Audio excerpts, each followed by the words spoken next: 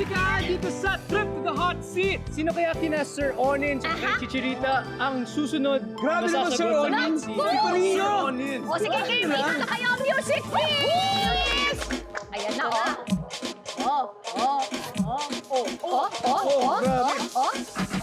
Ano ba?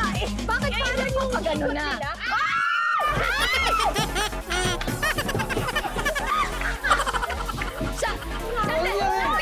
Sandali lang, trip to Jerusalem lang. Di ba dapat trip to Jerusalem inuupuan? Wala naman. Pero hindi naman to agawan. Hindi agawan. Miss Mina, concerned lang siya kasi pag bigla niya inupuan, malamang baka maano din. At saka siyempre, bago mo po, lalawin mo muna. Oo, sige, maupo ka na lang. Ibang version. O, Chichirita, ikaw na. Ikaw lang next. Okay. Pero okay ka lang naman kasi okay ka lang naman sa paghulog mo. Yung pinagawa ko sa pet ko mukhang napisip. Charing! Hindi, okay na ako. Okay. Okay, eto na ang hot seat question mo! Ay, hindi po totoo yun. Wala pa.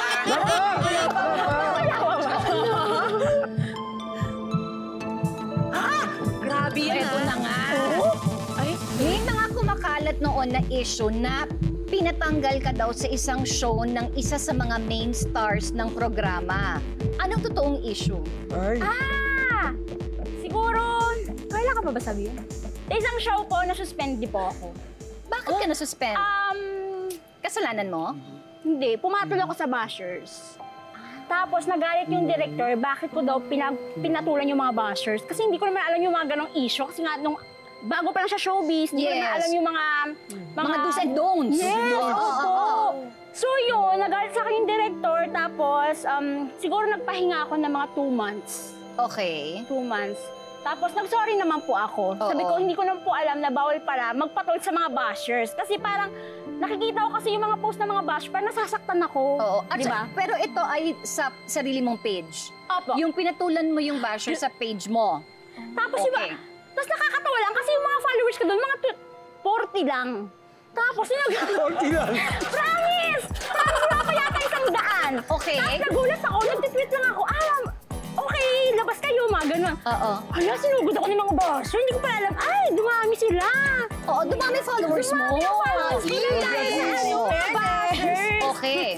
Pero yun, So, nasuspend ka ng 2 months, pinabalik ka, nag-apologize ka. apologize. Pinabalik ka. Ako. Tuloy pa rin po ang trabaho. At least, I learned my lesson na dapat kailangan, huwag nang patulan yung mga ganong klaseng mga tao. So, hindi ka naman natanggal. Hindi naman po natanggal. Nasuspend lang daw. Pinahinga lang para, kumalma lang yung news. Tama, okay. So, ngayon. Ay, salamat. Thank you for guesting us dito sa... Hindi pa Meron pa.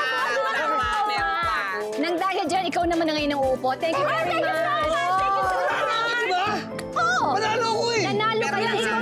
Ikaw yung Kuya, umupo ka na. Eh, di sana lang umupo na lang tayo lahat. Yun nga ang point ko kanina. Ba't ka nag-ianak? Masyadong kinarir. Sige, naupo ka na. Pamilya ito.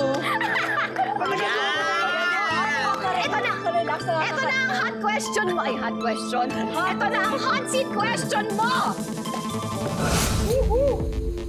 Ikaw ang... Sige, mamaya-maya na lang tayo. Bago natin ituloy yan. Kuya, gising. Kasi kailangan niyang matulog eh. Okay. Matulog ka muna dyan. Okay. Magbabalik po ang... Sarap! Diba?